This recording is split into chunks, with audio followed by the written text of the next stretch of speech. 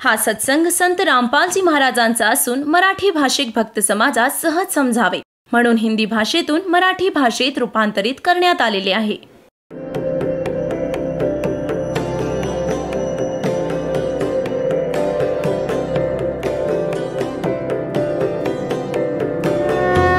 और ज्ञान सब ज्ञान डी कबीर ज्ञान सो ज्ञान और जैसे घोड़ा तोब कायम करता चले मैदान.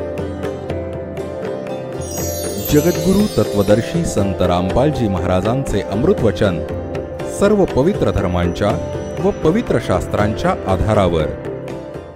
पिकांमध्ये आधी तण उगवायचं तर त्याचा काही इलाज नव्हता. काही जण तर खुरप्याने खुरपून त्याला साफ करायचे, पण तरीही ते येत असे. जेव्हा पीक वाढायचं तर त्याचा काही इलाज नव्हता, ते पिकाच्या बरोबरच वाढायचं. आता एक अशी मेडिसिन शोधली गेली आहे की त्याला पिकामध्ये टाकलं जातं तर ते तणाचा नाश करून टाकतं, पिकाची हानी नाही करत. अशाच प्रकारे हे मटेरियल म्हणजे रसायन आणि क्षार आधीही असायचे, पण शोध नव्हता लागलेला. ह्याच प्रकारे हे मंत्र परमात्म्याने आधीही आपल्या सद्ग्रंथांमध्ये लिहून ठेवले होते. हे हाताला नव्हते लागले. आता याचा शोध लागला. आता दासांजवळ उपलब्ध आहेत आणि याने सगळी पापं नाश पावतील आणि तुमची पुण्य बाकी राहतील.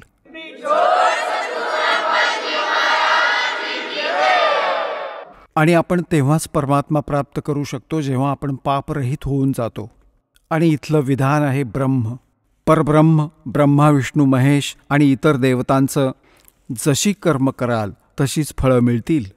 पापं तुमची वेगळी लिहिली जातात, पुण्य वेगळी लिहिली जातात आणि फळ मिळतं दोन्हींचं. पुण्यासाठी स्वर्ग, महास्वर्ग, मग इथल्या छोट्या मोठ्या सुविधा, राजा किंवा चांगली काही पोस्ट, आणि नरक हे पण पॅरलली मिळेल. कुत्रं, गाढव, डुकराची योनी ही पण नक्कीच भोगावी लागेल. परंतु कबीर परमेश्वरांच्या शरणमध्ये आल्यानंतर आपल्याला आता या पापांचा दंड नाही भोगावा लागणार. आपल्या प्रारब्धाच्या कर्माचा सुद्धा विनाश होईल, जो आपल्यासाठी हानिकारक आहे. यासाठी जर भक्ती करतो आपण, याचसाठी परमात्म्याचा शोध घेत असतो की जर आपल्यावर काही संकट आलं तर परमात्मा आपलं रक्षण करेल. आणि जरी संकटही येत असेल तर मग प्रोटेक्शन काय मिळालं त्या साधनेचं जी आम्ही करतोय. जसं आम्ही काही शेड किंवा झोपडी, घर बनवून ठेवलंय, त्याचा उद्देशच काय आहे की उकाडा, थंडी, पावसापासून आमचं रक्षण करेल. आणि ज्याने आम्ही बनवून ठेवली आहे झोपडी किंवा घर आणि सगळं पाणीही आतच येत आहे आणि उन्हाचाही असर पॅरललमध्ये आहे, तर मग ते काही प्रोटेक्शन नाही आहे तुम्हाला. तुम्ही कोणत्या नशेत पडलेले आहात आणि विचार करताय की महालात आहात. सगळी संकटं तुमच्यावर येत आहेत तर तुमच्या साधना त्या सत नाही आहेत, शास्त्र अनुकूल नाही आहेत, म्हणून तुम्हाला काही लाभ प्राप्त होत नाही आहे. तर त्याच्या प्राप्तीसाठी तुम्हाला परमसंताचा शोध घ्यावा लागेल. आणि हेच मंत्र आणि साधना जो दास देतो, अन्य कोणी व्यक्ती देईल तर त्याचा काही लाभ तुम्हाला नाही होणार. कारण की अनधिकारीमुळे कुठलेही कार्य सफल होत नाही. जसं सिंपल अशी गोष्ट आहे, आपण पासपोर्ट बनवता विदेशात जाण्यासाठी. जर तो डुप्लिकेट बनवला असेल तर तुम्ही पण दोषी आणि बनवणारा पण अपराधी, दोघांना शिक्षा मिळेल. याच प्रकारे आपण जायचंय सतलोकाला आणि हा पासपोर्ट बनवण्याचा आदेश या दासाला बनवण्याच्या अतिरिक्त या ब्रह्मांडात कोणालाही नाही आहे, हे सत्य समजा. आणि याच्या अतिरिक्त जे कोणी नामदान साधना देत आहेत ते शास्त्रविधी सोडून मनमानी आचरण करतायत त्यांचं, आणि ते डुप्लिकेट नाम देत आहेत. याने आपल्याला काही लाभ नाही होणार. आणि या मंत्रांना या दासाकडून जरी कोणी प्राप्त करून घेतलं आणि तो दुष्ट आत्मा स्वयंभू संत बनून त्यांना पुढे दान करतोय, तर त्या डुप्लिकेट पासपोर्टला नक्की बनवतोय तो. त्याच्यापासून देखील तुम्हाला वाचायचंय. यालाच म्हणतात काळ आपली वाट पाहतोय. हा पॅरलल उभा करतो काळाच्या दूतांना. भगवान आले होते, एक कबीरपंथ काढला होता, त्यानंतर काळाने 12 कबीरपंथ चालू केले, सर्वांना भ्रमित करून टाकलं. परमात्मा कबीरांची एकही साधना यांच्यात नाही, नाव कबीरपंथ आहे. पण याच्यापासून आपण आता सतर्क राहायचं आहे. आधी ज्या चुका झालेल्या आहेत त्यांच्यापासून वाचूनच आपण पुढे सफल होऊ शकू. ती उदाहरणंही आपल्याला दिली जातात. आता पुण्यात्म्यांनो, आपले सद्ग्रंथ आपल्याबरोबर आहेत, आपल्याजवळ आहेत. असा प्रसंग चालू होता. जे मंत्र आपल्याला दिले जातात ही यथार्थ जप साधना आहे, सद्ग्रंथांमध्ये वर्णित आहे. आणि ज्या आपल्याला दास साधनाविधी आणि ज्ञान आपल्याला सांगतो ते सूक्ष्म वेदांमधून सांगतो. तत्वज्ञान रूपी 5वा वेद जो आहे, जो सच्चिदानंद घनब्रह्मच्या वाणीमध्ये आहे, त्याच्या आधारे आपल्याला ज्ञान देतो. तर त्याच्यामध्ये कंप्लीट ट्रीटमेंट आहे, ही पूर्ण कोर्स आहे. जसं आपण पवित्र हिंदू धर्माच्या धार्मिक पुरुषांनी, भक्तांनी, बहिणींनी पुराणांना खूप वाचलेलं आहे. श्रीमद भगवद्गीतेलाही वाचलेलं आहे. श्रीमद भगवद्गीतेमध्ये केवळ एक मंत्र आहे, ओम, 8व्या अध्यायाच्या 13व्या श्लोकामध्ये. तो ब्रह्मचा मंत्र आहे. ओम इति एकाक्षरम ब्रह्म व्याहरण माम अनुस्मरण य प्रयाती त्यजम देहम स याती परमाम गतिम. याचा भावार्थ हा आहे की गीता ज्ञानदाता हा ब्रह्म आहे, श्रीकृष्णजीमध्ये प्रवेश करून बोलत आहे. हा म्हणतोय की मज ब्रह्मचा ओम हा केवळ एक मंत्र आहे, नथिंग एल्स. हे एक अक्षर आहे आणि याचं उच्चारण करून स्मरण करत जो शरीराचा त्याग करून जातो, स यातीम परमाम गतिम, ओमने मिळणारी जी परमगती आहे ती त्याला प्राप्त होते. ओमने काय होतं? ब्रह्मप्राप्ती. ब्रह्मलोकामध्ये जाणारे प्राणीही परत येतात. 8व्या अध्यायाच्या 16व्या श्लोकात हेही स्पष्ट केलं आहे. आणि गीता ज्ञानदाता स्वतःसुद्धा 2ऱ्या अध्यायाच्या 12व्या श्लोकात, 4थ्या अध्यायाच्या 5व्या आणि 9व्या श्लोकात आणि 2ऱ्या अध्यायाच्या 10व्या श्लोकात स्पष्ट करतात की अर्जुन, तुझे आणि माझे खूप जन्म झालेले आहेत, तू नाही जाणत, मी जाणतो. यावरून हे सिद्ध होतं की गीता ज्ञानदाता ही अविनाशी नाही, हा नाशवान आहे. तर याचे भक्तही नाशवान, जन्ममृत्यू समाप्त नाही होत. मग गीताजी अध्याय नंबर 17च्या श्लोक नंबर 23मध्ये साधनेत ज्ञान आहे. 3 मंत्र सांगितले आहेत. ओम तत्सत इति निर्देशा ब्रह्मणः त्रिविध स्मृतः, म्हणजे सच्चिदानंद परब्रह्म, त्या परमक्षर ब्रह्मच्या प्राप्तीसाठी या 3 अक्षरी मंत्राची मजदुरी आहे, साधना आहे. आता पुण्यात्म्यांनो, अजून कुठल्याही मंत्राचा यात जप नाही. 3ऱ्या अध्यायाच्या 10 ते 15 श्लोकामध्ये गीताजीमध्ये यज्ञांची माहिती दिली आहे, विधीनंही सांगितलाय, यज्ञांचा लाभ सांगितलाय. तर हाच सगळा तो कंप्लीट कोर्स आपल्याला दिला गेलेला आहे. कुठे लिहिलाय तो? हा सूक्ष्म वेदांमध्ये लिहिला गेलाय. पुराणांमध्ये तुम्ही वाचता, कुठे हरियम नाव लिहिलंय, कुठे किलियम लिहिलंय, कुठे श्रियम लिहिलंय. आता हे कुठे जप करायला सांगितले, कुठे कोणी काही सांगितलं, तर परमात्म्याने येऊन कलियुगाच्या प्रथम चरणामध्ये ब्रह्माजी आदी किती जणांना भेटले होते, ते महापुरुषांना भेटता त्यांचा गुण येतो. तर त्यांना हा कंप्लीट प्रथम मंत्र देण्याचा प्रयत्न केला होता. तर त्यांनी त्याला स्वीकार न करता त्यामधून आपले आपले स्वार्थवश मंत्र काढून घेतले आणि ही साधना सुरू केली. आणि हे असे जे मंत्र आहेत, मजबूत मंत्र आहेत, याच्या जपाने शीघ्रही लाभ मिळतात. जसं एकदा हा दास शहरात पाठ करत होता, गावगाव नगरानगरातून जायचो, श्रद्धाळूंची 3 दिवस पाठ करत असायचो, सत्संग ऐकवायचो, सर्व परिवाराला बसवून समजवायचो. तर त्यांचा एक शेजारी होता, त्याला बोलावलं की आपणही सत्संग ऐका, ज्ञान ऐका. सत्संग ऐकल्यानंतर तो जवळ येऊन बसला. 5-7 भगत होते. तो म्हणू लागला, मला तर असा मंत्र द्या की मला खूप मायाच माया मिळेल, अजून काही नको, मोक्षभिक्षेची जरुरी नाही आहे.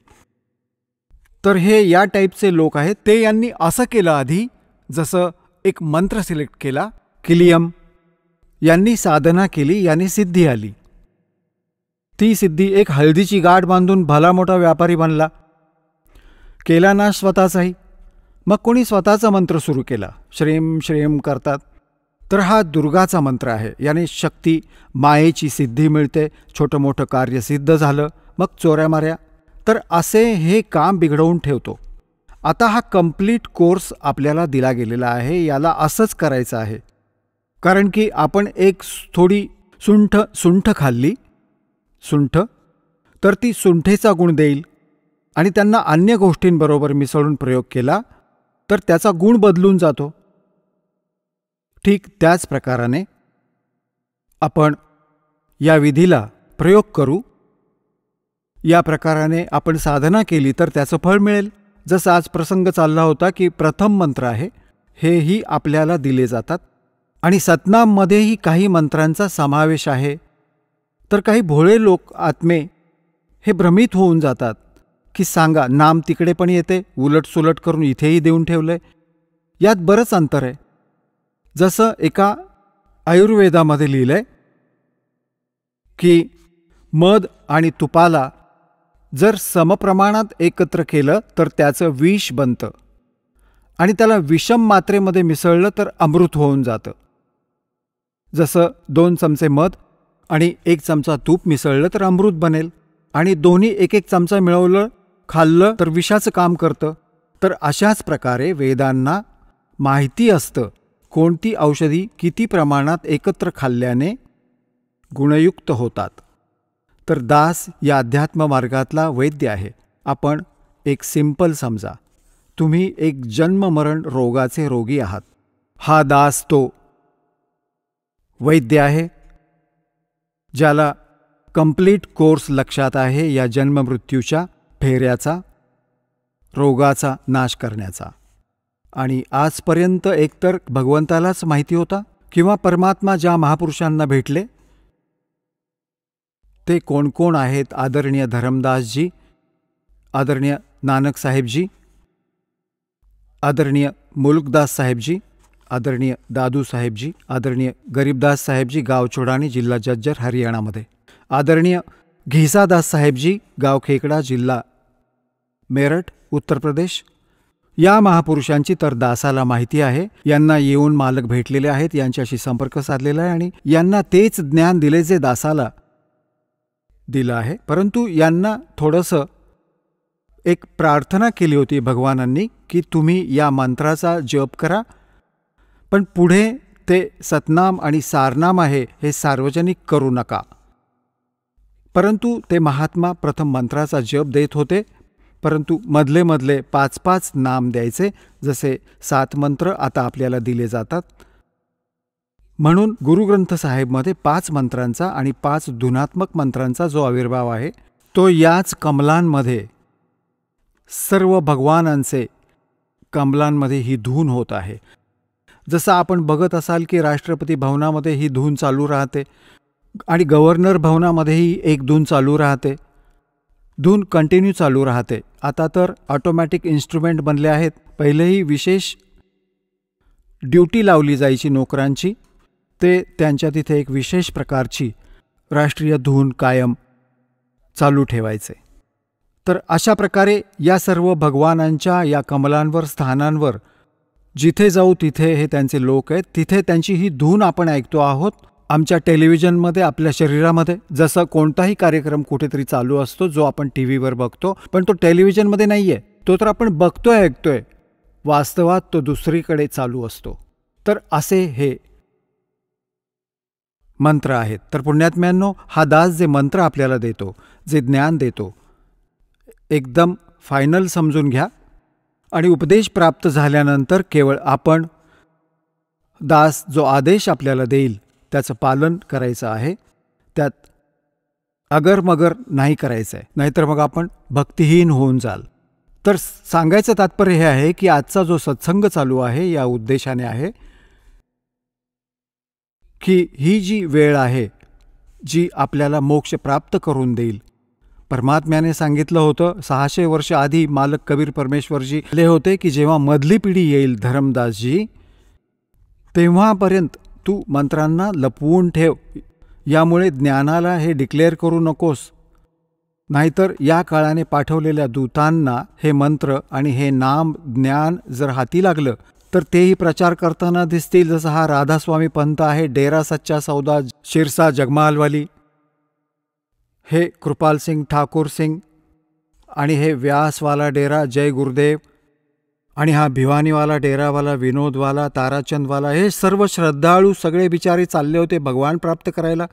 परंतु हे शिवदयालमध्ये फसले. त्याला काहीच माहिती नव्हतं. 5ही नामं काळाची केली आणि करवली आणि भूत बनला.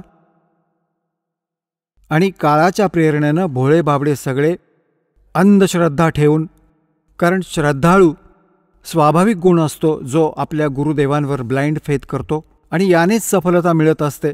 परंतु त्याचा दुरुपयोग झाला.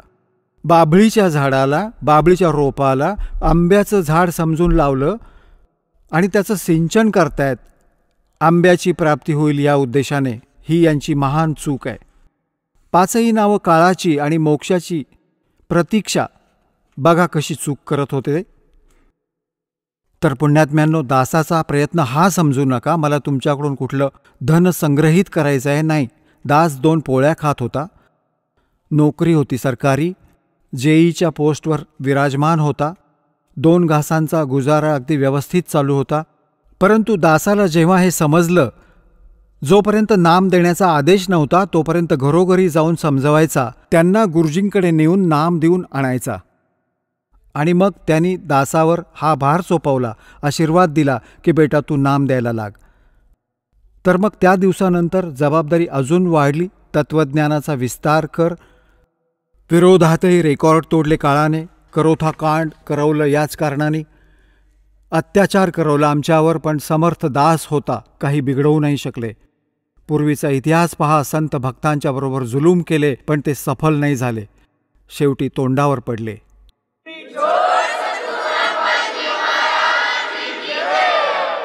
आणि हीच दशा आता यांची होतीये. तर पुण्यात्म्यांनो, परमात्म्याचं एक विधान आहे. कारण की जेव्हा परमात्मा कबीर साहेबजी आले होते तेव्हाही त्यांच्याबरोबर खूप अन्याय केला होता या नकली गुरूंनी. जुलूम केले होते. उकळत्या राईच्या तेलाच्या कढईमध्ये बसवलं भगवानाला, पण काही बिघडवू नाही शकले. खोल विहिरीत टाकून वरून दगडधोंड्यांनी भरून टाकलं. परमात्मा तर बाहेर बसलेले दिसले. कारण काय होतं तर ते जे ज्ञान देत होते तेच दास तुमच्याशी ओळख करून देतोय. आज आपल्याला का स्वीकार्य झालं? कारण आपण सुशिक्षित आहात आणि प्रमाण आपल्यासमोर आहेत.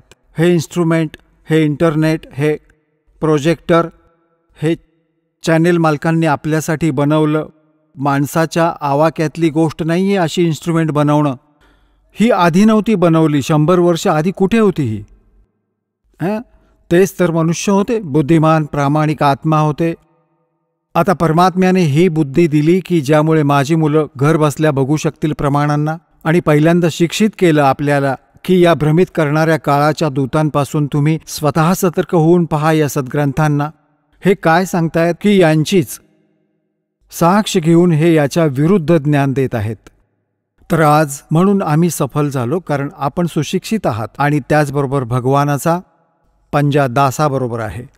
आणि त्याच्याशिवाय एक पाऊलही आपण चालू शकत नाही या घोर कलियुगात.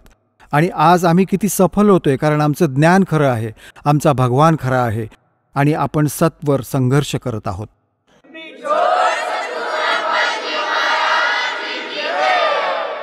आता जो प्रसंग चाललाय की आपण परमात्म्याची भक्ती, परमात्म्याच्या प्राप्तीसाठी ट्राय करत आहोत. परंतु शास्त्रविधीला सोडून मनमानी आचरण करून घेतल्यामुळे तिथेच उभे आहोत. आपण सर्व प्रकारे गिरावटमध्ये आलो आहोत. आमचे विचारही गिरावटमध्ये आले आहेत. आमच्या क्रियेमध्ये खूप अंतर पडले.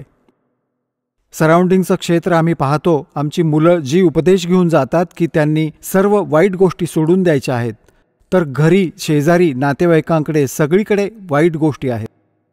बिडी, दारू, मांस, तंबाखू, पैसे मिळवण्याची चर्चा, बाकी काहीच ज्ञान नाही. तर पुण्यात्म्यांनो, थोड्या दिवसानंतर आपली संख्या वाढत जाईल. जेव्हा आपली संख्या वाढेल, वाईट लोकांना शरम वाटेल. आता तर कुठली शरम काही राहिलेली नाहीये. वडील मुलगा एकत्र बसून दारू पितात. सांगा, शरम राहिली आहे? मग छोटी छोटी मुलंही धिक्कार करतील. नातेवाईक येऊन म्हणतील की काय पितात? दारू काही पिण्याची गोष्ट आहे? म्हणतात मदरा पिवे कडवा पाणी 70 जन्म कुत्ते के जाणी. या प्रकारची प्रमाण द्यायला लागतील आमची मुलं. म्हणतात सुरापान मद मांसाहारी गमन करे भोग पर नारी 70 जन्म कटेंगे सीसम साक्षी साहेब है जगदीशम. आणि परमात्मा सांगतात 100 नारी जारी करे सुरापान 100 बार. 1 चलम हुक्का भर देव डूबे काळी धार. या तंबाखूमध्ये इतका दोष आहे कि एक पर स्त्री गमन करने वाले का 70 जन्म तक अंधा हो डोले, पर द्वारा स्त्री का खोला 70 जन्म अंधा हो डोले। सुरापान मदमासाहारी और जो गमन करें भोगें पर नारी, 70 जन्म कटेंगे सीसम, साक्षी साहेब है जगदीशम। जे असे पाप करतील त्यांचे 70 जन्म तर लागोपाठ ते बळीचा बकरा बनतील। परमात्म्याने सांगितलंय की 100 नारी जारी करे। एक परस्त्री गमन केल्याचं पाप काय सांगितलंय की अंध होऊन 70 जन्म धक्के खावे लागतात आणि मग 70 जन्म तो बळीचा बकरा बनून गळा कापवून घेतो। किती घोर पाप। आणि म्हणतात की ऐसे ऐसे 100 नारी जारी करे, 100 सुरापान 100 बार। एक वेळा दारू पिण्याचं किती पाप आहे? मदरा पीवे कड़वा पानी और 70 जन्म कुत्ते के जानी। जे दारू एकदाही दारू पितात 70 जन्म कुत्र्याचे होतील। जसं तुम्ही ह्या मारीचजींच्या महावीर जैनची कथा तुम्ही ऐकतास, 60 करोड वेळा गाढव, 30 करोड वेळा कुत्रा। तर याच दोषांच्या प्रतिफळामुळे घडतं। तर आम्ही चुका करून जातो, कोणत्या तरी जन्मांमध्ये पाप एकत्र साचून राहतात आणि मग ती भोगावी लागतात। मग काय सांगतात? मदरा पीवे कड़वा पानी, जो दारू पितो, जो 70 जन्म कुत्ते के जानी। खूप अभिमानाने हॉटेलमध्ये बसून घोट मारून मजा करतो, दारू पितो, मग कुत्रा बनून गटाराचं पाणी पितो, घाण, आणि मग आता बघ तुझी दारू हीच झाली। मदरा पीवे कड़वा पानी, 70 जन्म कुत्ते के जानी। आणि मग काय सांगतायत? पर द्वारा स्त्री का खोला 70 जन्म अंधा हो डोले। मग काय सांगतायत? 100 नारी जारी करे। जे 100 स्त्रिया परस्त्रिया भोगतील त्यांना किती घोर पाप लागेल। और सुरापान 100 बार। एक वेळा दारू पिल्याने काय होतं, किती दोष आहेत आता आपल्याला सांगितलं। असं 100 वेळा केलं आणि एक वेळा चिलीम हुक्का भरला, पिणाऱ्याचं तर भरपूर पाप आहेच, पण एक हुक्का भरून देणाऱ्याला इतकं पाप लागेल। कारण कोणी दोषात सहयोग देतं, कोणी हत्या करायला जातं, कोणी मदत करायला जातं, उचलून त्याला हत्यार देतं की कर काम, तर दोघेही दोषी आहेत ते।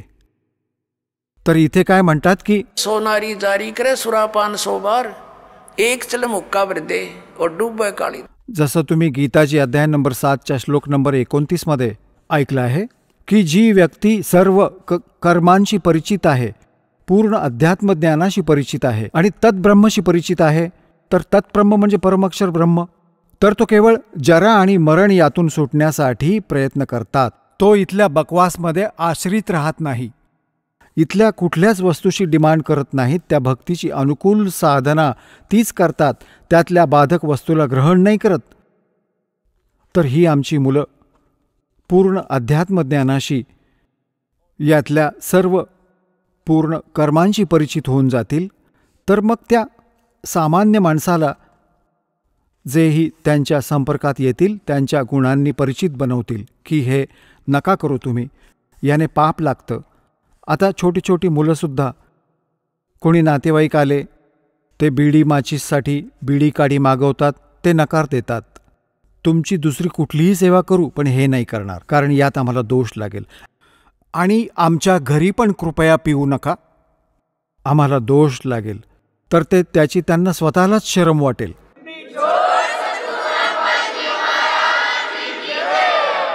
एक भक्त सांगत होता की असे आमच्या घरी आमचा एक मेहुणा आला, मुलं होती घरी, आणि ते खिशातून काढून बिडी प्यायला लागले।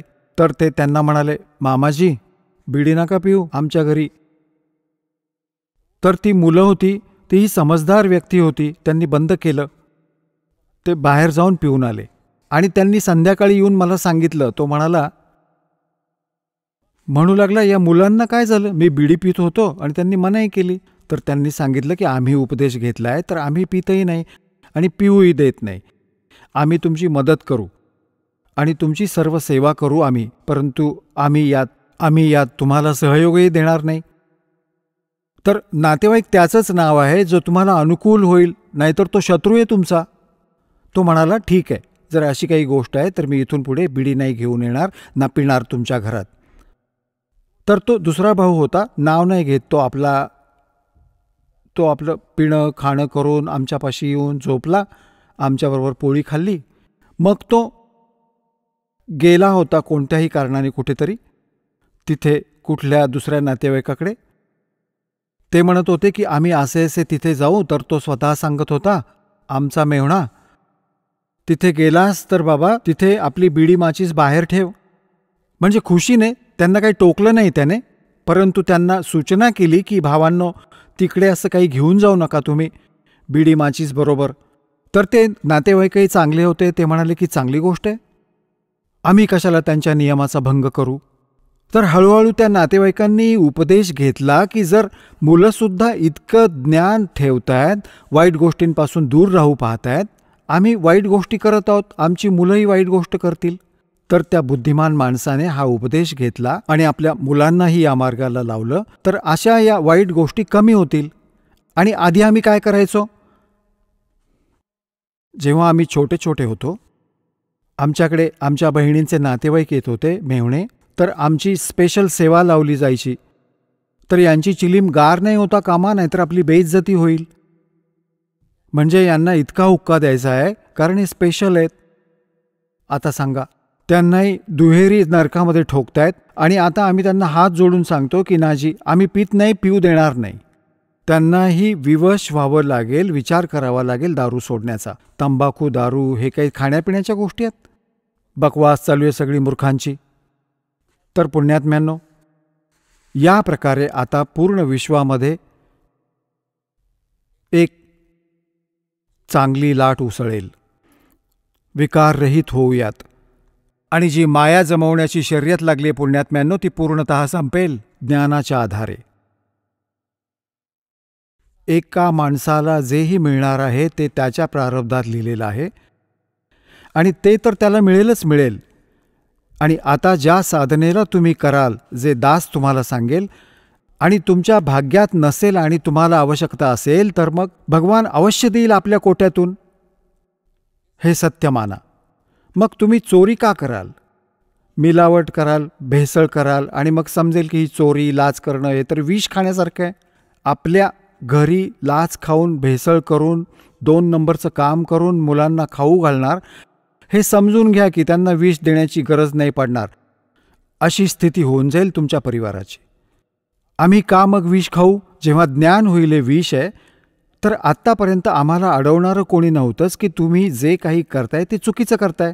आणि कोणी स्वतःही तिथे थांबणारं नव्हतं. सांगितलं असतं तर स्वतः केलं असतं. जसे आमचे पणजोबा, खापर पणजोबा स्वतः हुक्का प्यायचे आणि मुलासमोर उभी राहायची आणि हुक्क्याला तोंड लावायची. सांगायचं की मारेन तुला, बाजूला, खूप वाईट गोष्ट आहे, ही पिऊ नका, आणि स्वतः प्यायला लागायचे. तर मुलं कुठपर्यंत ऐकतील या गोष्टीला. तरुण झाल्यावर तेही करायला लागतात. मग त्यांना तुम्ही धमकावूही नाही शकत. तर असंच आत्तापर्यंत जितकेही हे पंथ संत होते, हे वाईटपणा नाही सोडवू शकले, कारण त्यांच्याजवळ ती वचनशक्ती नव्हती आणि नाही त्यांच्या उपदेशाचा काही आध्यात्मिक किंवा भौतिक लाभ झाला. तर आता तुमची सर्व कामं होतील जी भगवान करतो. तुम्हाला परमात्मा मिळाला. परमात्म्याच्या गुणांमध्ये लिहिलंय, जो रोग्याला सुखी करतो, निपुत्रिकाला पुत्रवान करतो आणि अजून येणाऱ्या प्रारब्धिक संकटांपासून वाचवतो. म्हणूनच भगवंताची भक्ती करतात, भगवंताचा शोध घेतात. हे गुण आहेत मालकांचे, जसे विजेचे गुण आहेत.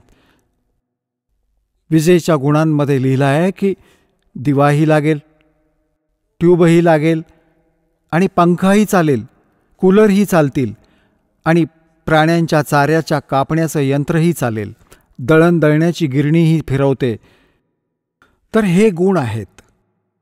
परंतु हे गुण कधी अस्तित्वात येतील, जेव्हा कनेक्शन असेल तेव्हाच ती फळं देईल. तर पुण्यात्म्यांनो, जसे जे कोणी संत पंथ होते आधी, हे शास्त्रविधी सोडून मन मानेल तसं आचरण आपल्याला देत होते. हे आपल्याला कनेक्ट नाही करू शकले त्या पॉवरशी जी लाभ देऊ शकते. आता जसं कोणी एखादी बाभळीची काठी गाडून त्यावर तार लावून पॉवर हाऊस बनवले त्याचं, आणि पुढे सगळ्यांनी त्यातून कनेक्शन घेऊन ठेवलेली आहेत. तर त्यांनी कनेक्शन तर घेतलेली आहेत, पण तो लाभ नाही मिळू शकत जे इलेक्ट्रिसिटीतून मिळतील, कारण की इलेक्ट्रिसिटीचं कनेक्शन नाहीच आहे, ते तर त्या काठीला बांधून ठेवलं आहे. तर अशा प्रकारे शास्त्रविधी सोडून मनमानी आचरण करणारे तुम्ही, तुमचाच कोणी गुरु नाही. जसे श्री शिवदयालजी राधास्वामी पंथाचे प्रवर्तक, त्यांचा कोणी गुरु नाही. म्हणजे पुढे कनेक्शन नाही, इथून पॉवर कशी येऊ शकते? ती तर बाबळीची काठी होती असं समजा. आणि मग त्याला हे सगळे तार जोडल्यानंतर आणि कोणाला कखही माहिती नाही, सगळेच वाट बघत बसलेत नुसते घरी, कारण की त्यांना माहिती नव्हतं की हे कनेक्शन कुठे जोडून ठेवलंय यांनी. आता दासांनी सांगितलं की तो स्वतः भूत बनलेला आहे, शिवदयाल राधास्वामी सत्संगाचा प्रवर्तक. तर तुमची अशीच दशा होईल, जो त्याच्याशी संबंधित असेल तर तुम्हाला त्यागावं लागेल त्याला.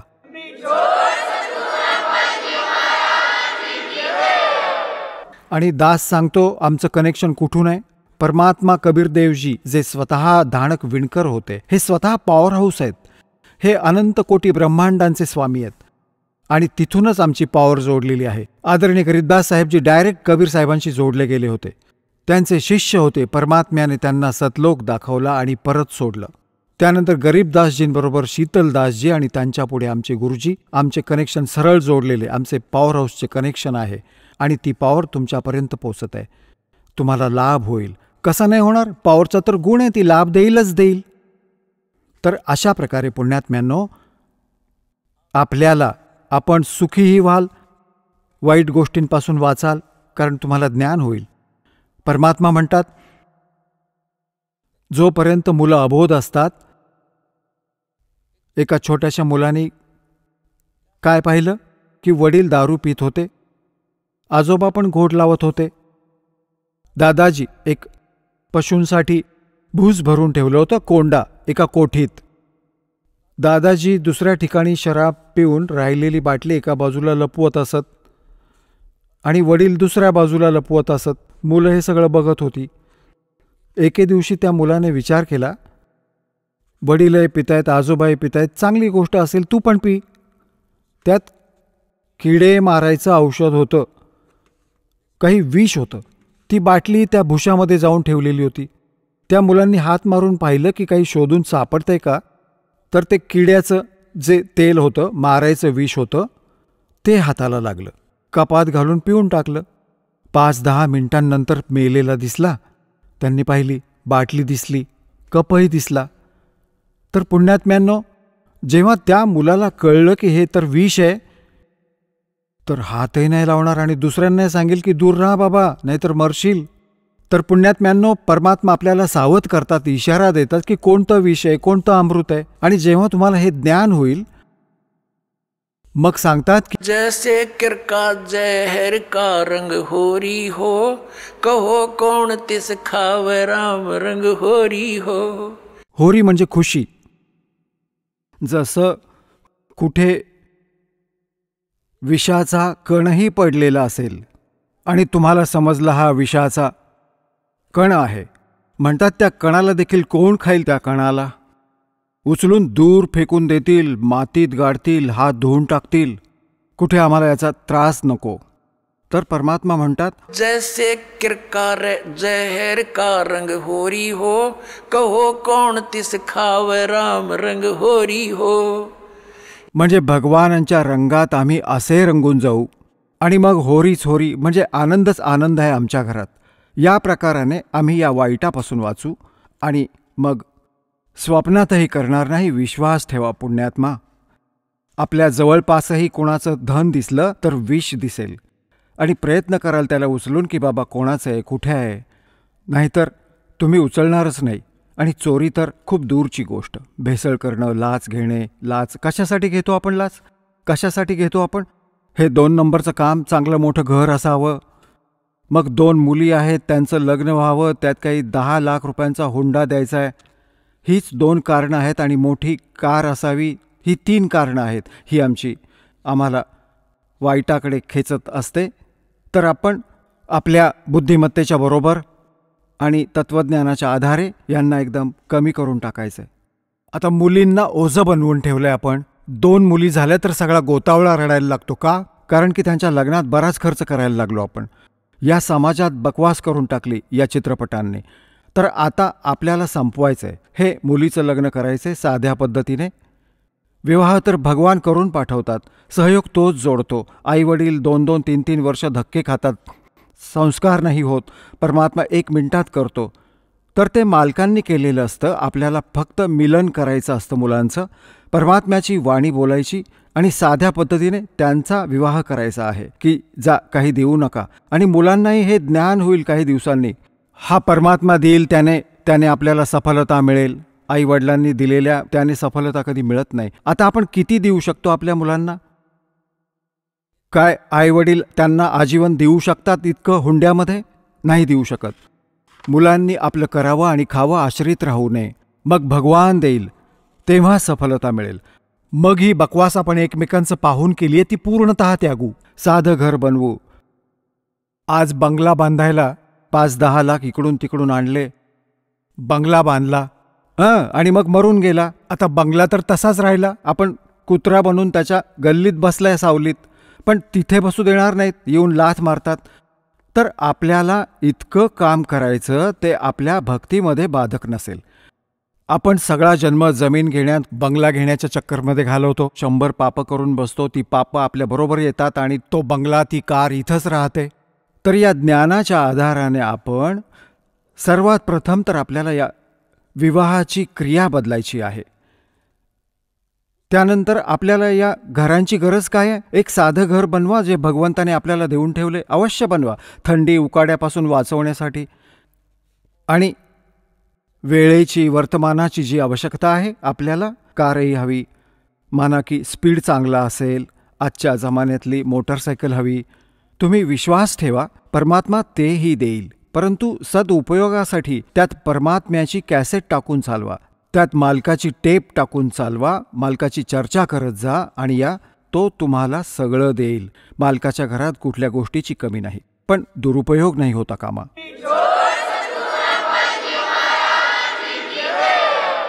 आणि नेहमी परमात्मा देतो, त्यातच सफलता प्राप्त होते. आणि भगवान तर मातीचं सोनं करून देतील तुम्हाला. माहिती नाही कुठून कुठून भरभराट करून देईल. बिडी, तंबाखू, मांस, दारू सोडून दिल्यावर भरभराट होईल. आपल्याला रोग झालाय तर लागतील 2 लाख रुपये, आपलं 10 लाख रुपये, तर 100 रुपयांच्या औषधातच मालक ठीक करून टाकतील काहीतरी करून. तर झाली बचत सुरू. आणि पापाने दुप्पट दुःख होतं, नुकसान वाढत जातं. एका पायात थोडंसं दुःख झालं होतं, एका व्यक्तीच्या पाय कापून सोडवणूक झाली. आणि आता नाम घेतल्यानंतर डॉक्टर सल्ला देतात पाय कापावा लागला असता जर तो 2 दिवस लेट झाला असता. तर पाय वाचला 200 रुपयाच्या औषधाने. तर पुण्यात्म्यांनो, पुण्य आणि पापाची अशी वेगवेगळी फळं मिळतात. तर जर पुण्य केलं तर परमात्मा आपल्याबरोबर असणार, हे विधान आहे त्याचं. नुकसान जास्ती होणार असेल तर ते थोडक्यात निभावेल. परमात्मा म्हणतात कि सतगुरु शरण में आने से आई टले बला और जय मस्तिष्क में सूड़ी हुआ काटे में टल जा.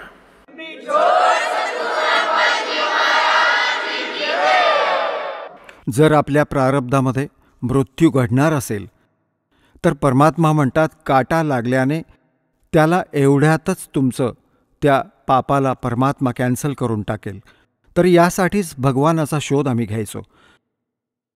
तर पुण्यात्म्यांनो, आमचे जे आध्यात्मिक गुरु होते ते तत्वज्ञानहीन आणि आपल्या सद्ग्रंथांशी अपरिचित होते. पवित्र हिंदू धर्माच्या आधी कोणताही धर्म नव्हता. जे कोणी भक्ती एकतर करत नव्हते आणि करत होते तर वेदांनुसार करायचा. पवित्र हिंदू धर्मांचे उत्थान आदी शंकराचार्यांजींपासून मानतात. आजपासून 2520 वर्षांपूर्वी त्यांचा जन्म झाला, म्हणजे ईसाजींच्या 508 वर्षांपूर्वी. त्यानंतरच ईसाई धर्माचं उत्थान झालं. ईसाजींचा जन्म आजपासून 2012 वर्षांपूर्वी झाला. आणि त्या ईसाई धर्माच्या नंतरच मुसलमान धर्माचं उत्थान झालं. अंदाजे 1400 वर्ष त्याला झाली आहेत. आमचा जन्म पवित्र हिंदू धर्मात झाला.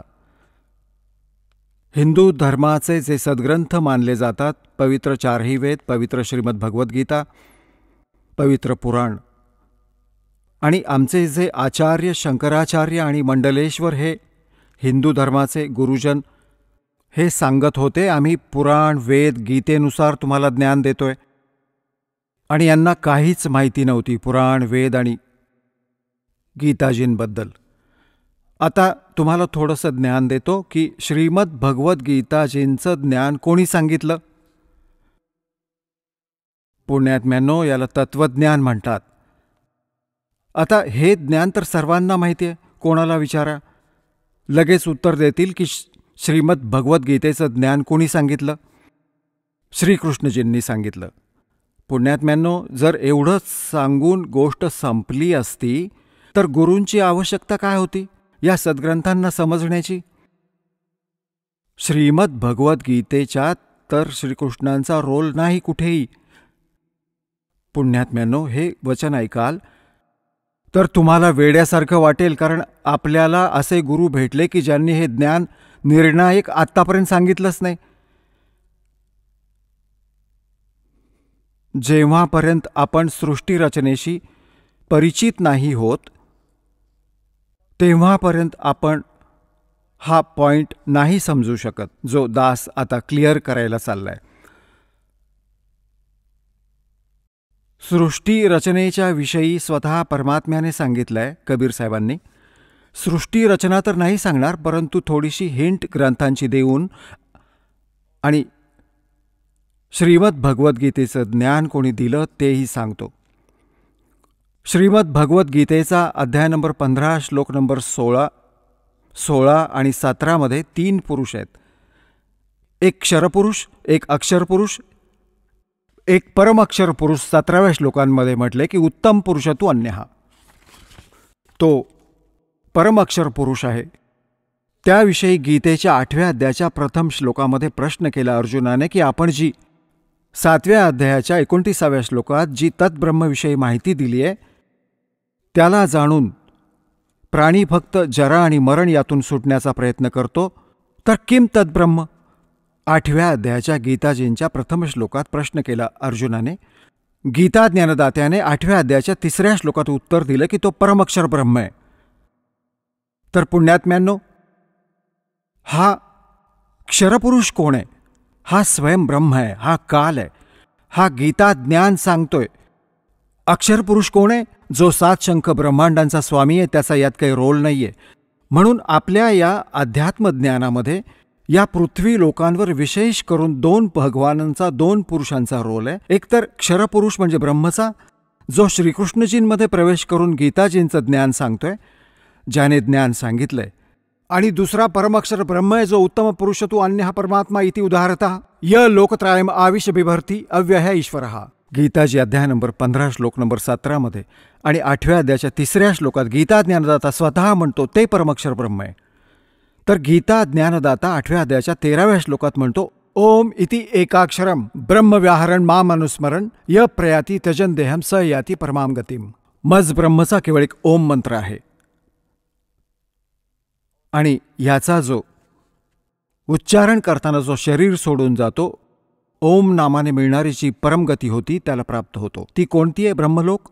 ओम नामाने ब्रह्मच आहे, ब्रह्मलोकात राहतो ब्रह्म, तर ब्रह्मप्राप्ती होते.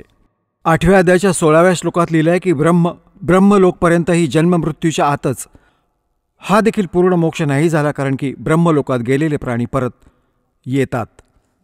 आणि गीता ज्ञानदाता स्वतः सुद्धा सांगतो 2ऱ्या अध्यायाच्या 12व्या श्लोकात, 4थ्या अध्यायाच्या 5 आणि 9 श्लोकात, 10व्या अध्यायाच्या 2ऱ्या श्लोकात की अर्जुन तुझे आणि माझे खूप जन्म झालेले आहेत. म्हणून 18व्या अध्यायाच्या 62व्या श्लोकात गीता ज्ञानदाता सांगतो की तू सर्व भावाने त्या परमेश्वराला शरण जा, त्याच्या कृपेने तू परमशांतीला, सनातन परमधामाला प्राप्त होशील. गीतेच्या अध्याय नंबर 15 श्लोक नंबर 4 मध्ये सांगितले की जेव्हा तत्वदर्शी संत भेटतील त्यानंतर त्या परमेश्वराच्या त्या परमपदाचा शोध घेतला पाहिजे, जिथे गेल्यानंतर साधक पुन्हा परतून संसारात येत नाहीत. आणि ज्या परमेश्वराने सर्व ब्रह्मांडांची रचना केली आहे आणि केवळ त्याचीच भक्ती करा, हे गीता ज्ञानदाता सांगतो. तर याने सिद्ध आहे की श्रीमद भगवद्गीतेचं ज्ञान देणाऱ्यापेक्षाही अजून एक सुप्रीम पॉवर आहे. आता श्रीमद भगवद्गीतेचं ज्ञान कोण देत आहे? जो हे म्हणतोय की माझं एक ओम नाम आहे. ओम नाम ब्रह्मच आहे. आणि हा ब्रह्म कोण आहे? हा काळ आहे. याने प्रतिज्ञा करून ठेवली की मी कोणाही समोर प्रत्यक्ष रूपाने येणार नाही, माझं कर्म आणि जन्म अलौकिक आहेत. गीताजी अध्याय नंबर 4 आणि श्लोक नंबर 9 मध्ये सांगतो की अर्जुन माझे कर्म आणि जन्म दिव्य आहेत, अलौकिक आहेत. आता पुण्यात्म्यांनो, आता आम्ही तुम्हाला श्रीमद भगवद्गीताजींचं ज्ञान कोणी सांगितलंय हे थोडंसं संक्षिप्त रूपात सांगतो. श्रीकृष्णजींचा तर रोलच नाहीये गीताजींच्या ज्ञानामध्ये. कसं तर श्रीकृष्णजी युद्धाच्या पक्षात नव्हते या महाभारताच्या युद्धात, आणि 3 वेळा ते गेले शांतिदूत बनून. समजावण्याचा प्रयत्न केलाय कौरव आणि पांडव यांना. शेवटी इथपर्यंत निर्णय घेतला की एका बाजूला मी असेन, एका बाजूला माझी सेना असेल, आणि मी शस्त्रसुद्धा नाही उचलणार, प्रतिज्ञा केली. तर पुण्यात्म्यांनो, जो महापुरुष असं सांगतो की मी हत्यारही नाही उचलणार, मग काय तो युद्धाचा सल्ला देऊ शकतो? नाही. आता जेव्हा यांनी पाहिलं, कोणी? या काल भगवानांनी, आणि हा गीताजी अध्याय नंबर 7 श्लोक नंबर 24 आणि 25 मध्ये स्पष्ट करतो की मी आपल्या योगमायेने लपून राहतो, मी कधी कुणाच्या समोर येत नाही. हा माझा अटळ अनुत्तम, अव्यय अनुत्तम म्हणजे निकृष्ट नियम आहे. याहून निकृष्ट काय असू शकतं की जो पिता आपल्या मुलांसमोर येत नाही, म्हणजे त्यात काही दोष आहे? या कारणाने या प्रकारे तो स्पष्ट करतो की मी माझ्या योगमायाने लपून राहतो. आणि मज अव्यक्तम व्यक्तिम आपणम मन्यन्ते, मज अव्यक्ताला मी अव्यक्त राहतो आणि मला कृष्ण मानतात हे मूर्ख जनसमुदाय. I am not Krishna, Gita ज्ञानदाता सांगतो. आता हे याचे जन्म आणि कर्म कसे अलौकिक आहेत? पुण्यात्म्यांनो, हा काळ जसा आहे, जसं आपण श्री शिवपुराणांमध्ये या विद्वेश्वर संहितेमध्ये लिहिलंय, आपल्याला दाखवतो.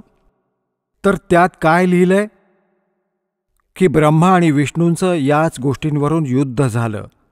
ब्रह्माजी म्हणतात विष्णूजीला की मी तुझा पिता आहे, जनक आहे, तुझी उत्पत्ती मी केली आहे. विष्णूजी म्हणतात मी तुझा पिता आहे, तुझी उत्पत्ती माझ्या नाभिकमळातून झाली आहे. याच गोष्टीवरून यांचं युद्ध झालं.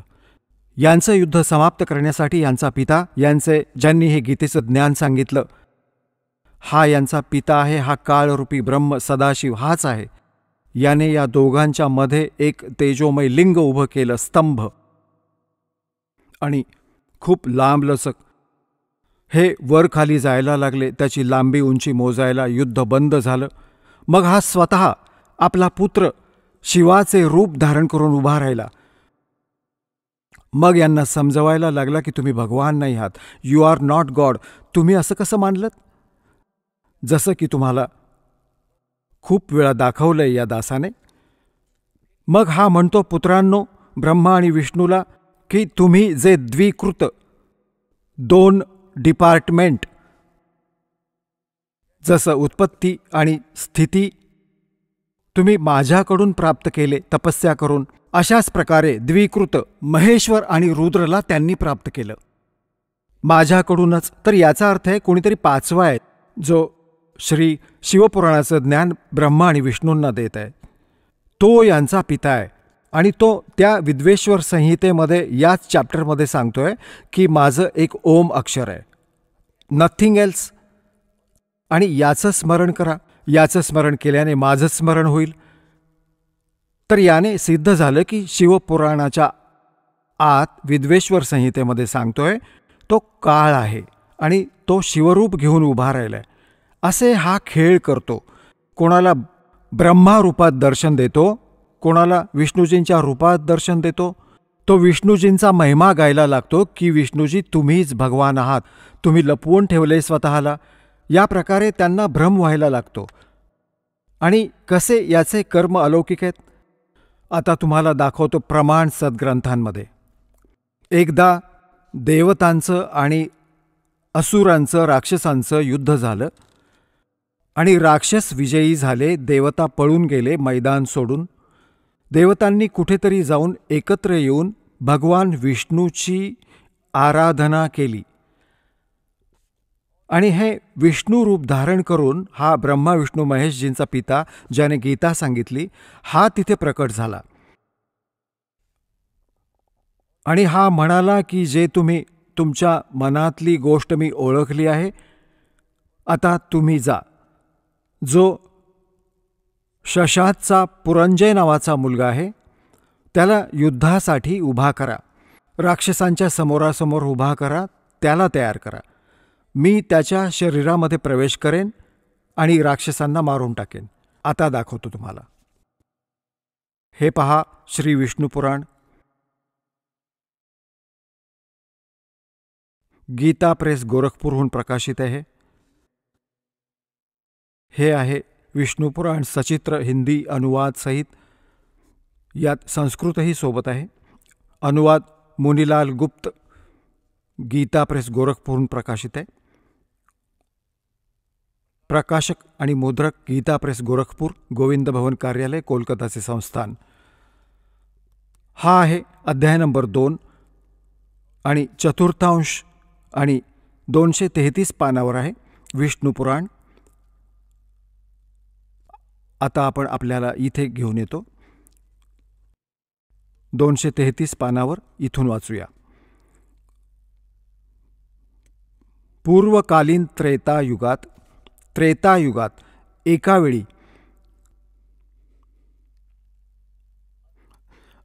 अति महाभयंकर देव आणि असुरांचं युद्ध झालं. त्यात महाबलवान असुरगणांकडून देवता पराजित झाल्या. त्यांनी भगवान विष्णूची आराधना केली. तेव्हा आदि अनंत शून्य आशिष जगत प्रतिपालक श्रीनारायणाने देवतांना प्रसन्न होऊन सांगितलं, तुमच्या सर्वांची जी मनोकामना आहे ती मी जाणली आहे. तुम्हाला जे पाहिजे ते मला कळलं. त्याच्याविषयीची ही गोष्ट आहे. राजर्षी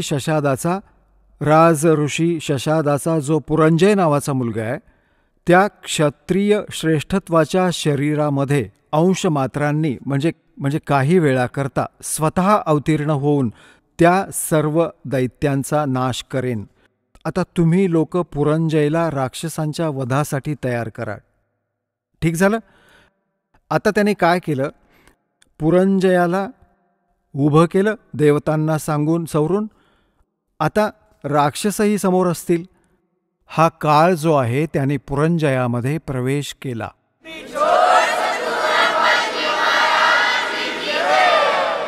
चला आता आपण त्या श्रद्धाळूंचे अनुभव जाणून घेऊयात ज्यांनी जगद्गुरु तत्वदर्शी संत रामपालजी महाराजांकडून नामदीक्षा प्राप्त केलेली आहे, तसेच त्यांच्याद्वारे सांगितलेल्या भक्ती मार्गावर चालत आहेत.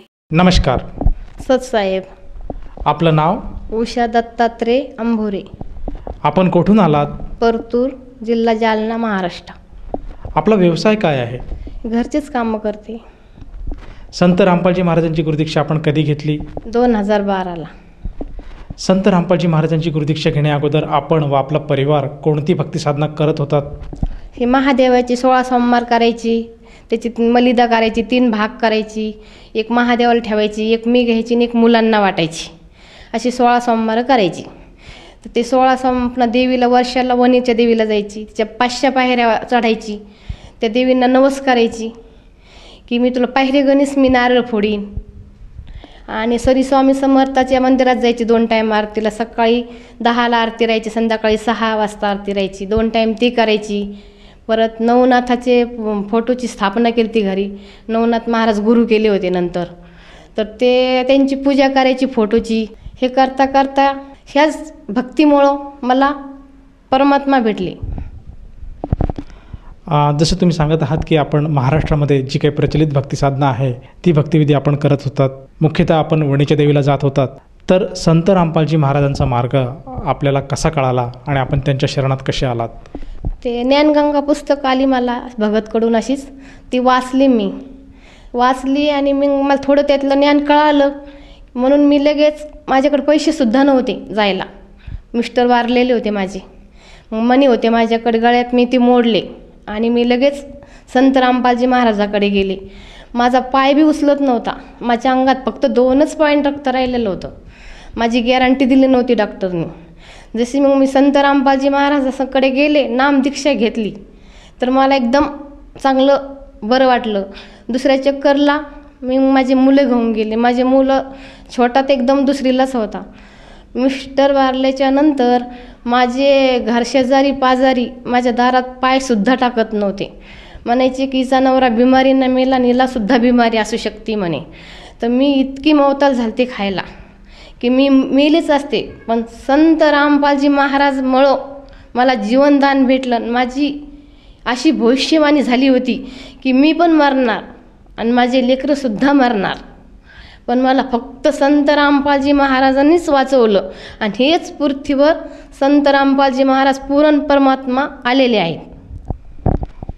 जसं तुम्ही सांगत आहात की संत रामपालजी महाराजांचं ज्ञानगंगा हे पुस्तक आपल्याला मिळालं आणि त्यातलं ज्ञान आपण ग्रहण करून संत रामपालजी महाराजांची नामदीक्षा घेतली, तर या नामदीक्षेनंतर आपल्या जीवनामध्ये काय काय बदल आढळले?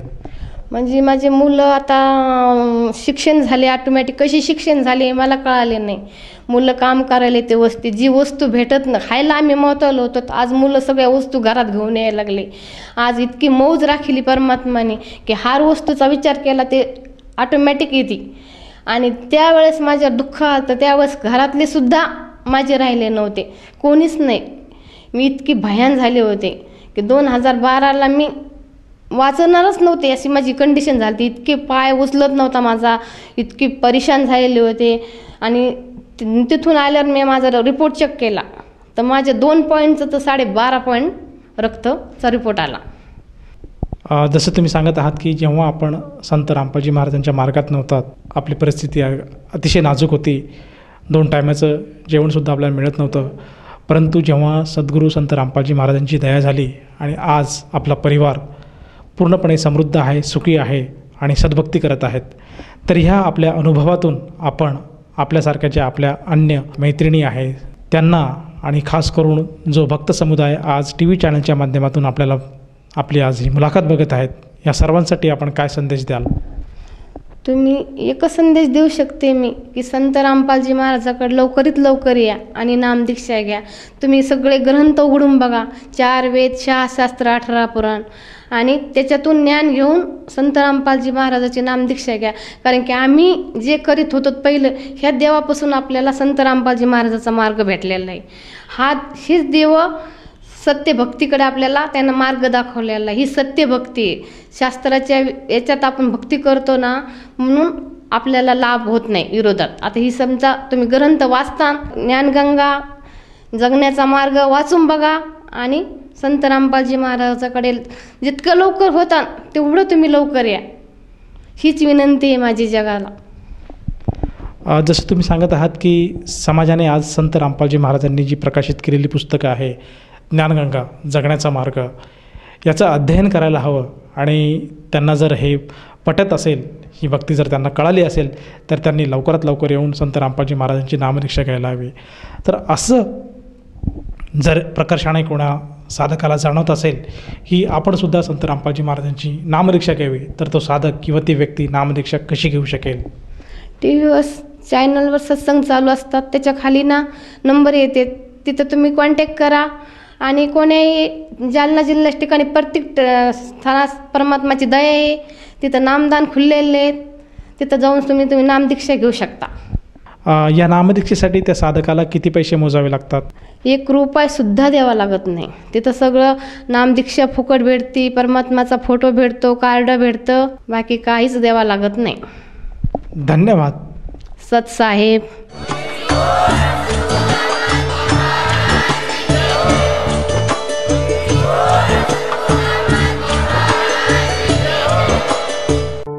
आपण ऐकत होता जगद्गुरु तत्वदर्शी संत रामपालजी महाराजांचे मंगल प्रवचन. निशुल्क नामदीक्षा प्राप्त करण्यासाठी आणि अधिक माहितीसाठी संपर्क करा 7030303951 7030303952. आमची वेबसाईट आहे www.jagadgururampalji.org. सर्व पवित्र धर्मांच्या पवित्र शास्त्रांवर आधारित प्रमाणित अनमोल पुस्तक ज्ञानगंगा किंवा जगण्याचा मार्ग यापैकी कोणतेही एक पुस्तक निशुल्क मागविण्यासाठी आम्हाला आपले पूर्ण नाव, पूर्ण पत्ता, पिनकोड सहित आणि फोन नंबर लिहून 7030303951 7030303952 या नंबरावर SMS करू शकता किंवा आम्हाला 7030303950 या नंबरावर WhatsApp देखील करू शकता.